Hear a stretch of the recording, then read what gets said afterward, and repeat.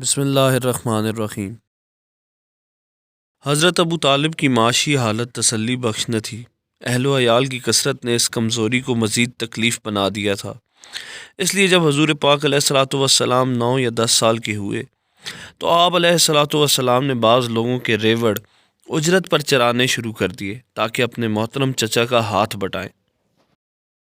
امام بخاری رضی اللہ تعالیٰ عنہ نے اپنی صحیح میں حضرت ابو ہریرہ رضی اللہ تعالیٰ عنہ سے روایت کیا ہے۔ حضرت ابو ہریرہ رضی اللہ تعالیٰ عنہ کہتے ہیں کہ رسول پاک علیہ الصلاۃ والسلام نے ارشاد فرمایا کہ اللہ تعالیٰ نے کسی نبی کو مبعوث نہیں فرمایا مگر اس نے بکریوں کو چرایا ہے۔ اصحاب پاک رضی اللہ تعالیٰ علیہم اجمعین نے عرض کی، یا رسول اللہ صلی اللہ علیہ وسلم، کیا آپ نے بھی؟ تو آپ علیہ الصلاۃ والسلام نے فرمایا کہ ہاں، میں بھی قراریت کے عوض اہل مکہ کی بکریاں چرایا کرتا تھا۔ قراریت قیرات کی جمع ہے اور یہ دینار کے چھٹے حصے کی چوتھائی کو کہتے ہیں، اور بعض نے کہا کہ دینار کا 20واں حصہ قیرات کہلاتا ہے۔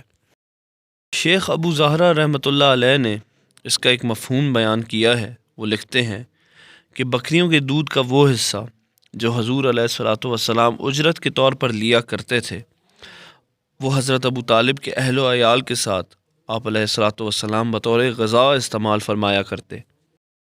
جب رحمت عالم صلی اللہ علیہ وسلم کی عمر مبارک 12 سال کے قریب پہنچی تو حضرت ابو طالب نے اپنے تجارتی مقاصد کے لیے شام کے سفر کی تیاری شروع کر دی۔ جب آپ رضی اللہ تعالیٰ عنہ روانہ ہونے لگے تو رحمت عالم علیہ الصلاۃ والسلام نے اپنے چچا کے اونٹ کی نکیل پکڑی اور اصرار کیا کہ مجھے بھی اپنے ہمراہ لے جائیں۔ حضور علیہ الصلاۃ والسلام نے آپ رضی اللہ تعالیٰ عنہ کی اونٹ کی مہار پکڑ لی اور فرمایا، میرے چچا، آپ مجھے کس کے سپرد کر کے جا رہے ہیں؟ میرا نہ باپ ہے اور نہ ماں۔ چنانچہ حضرت ابو طالب رضی اللہ تعالیٰ عنہ آپ کو اپنے ساتھ لے جانے پر راضی ہو گئے۔ کئی دنوں کی مسافت کے بعد جب یہ قافلہ بصرہ پہنچا تو وہاں عیسائی راہبوں کی ایک خانقاہ کے نواح میں شب بصری کے لیے قیام کیا۔ اس خانقاہ میں ایک عیسائی راہب عرصہ دراز سے سکونت پذیر تھا۔ اس کا نام جرجیس تھا لیکن بحیرہ کے نام سے مشہور تھا۔ کہتے ہیں کہ حضرت عیسیٰ علیہ السلام کے حواریوں کو جو خصوصی علم عطا کیے گئے تھے وہ نسلاً بعد نسل چلے آتے تھے، اور اس زمانے میں ان علوم کا امین یہی بحیرہ راہب تھا۔ قریش کے تجارتی کاروان ہمیشہ اس راستے سے گزرا کرتے تھے لیکن اس نے کبھی ان کی پرواہ نہ کی تھی۔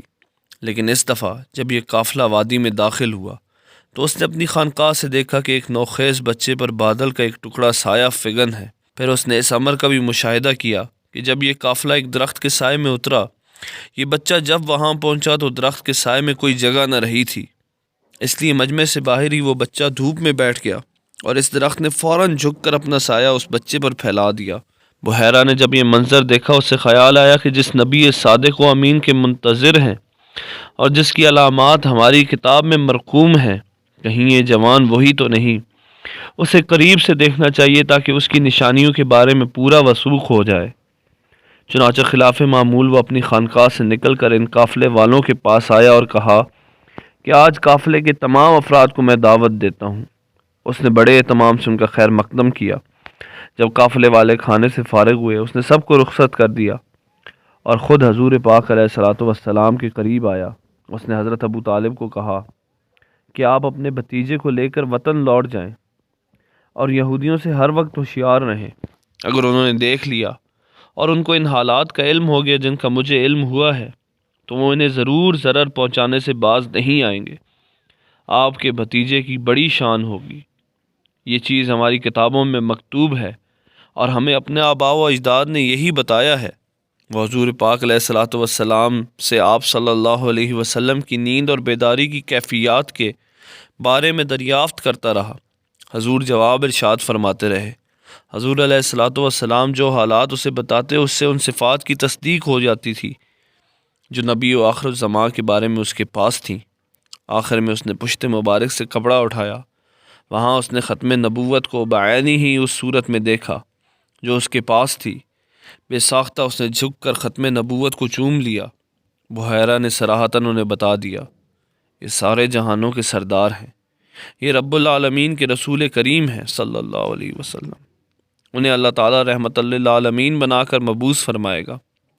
بعض روایات میں ہے کہ حضرت ابو طالب وہیں سے حضور پاک علیہ الصلوۃ والسلام کو لے کر مکہ واپس آ گئے، لیکن دوسری روایت میں ہے کہ آپ قافلے کے ساتھ شام گئے، جلدی کاروبار سے فراغت پا کر مکہ لوٹ گئے۔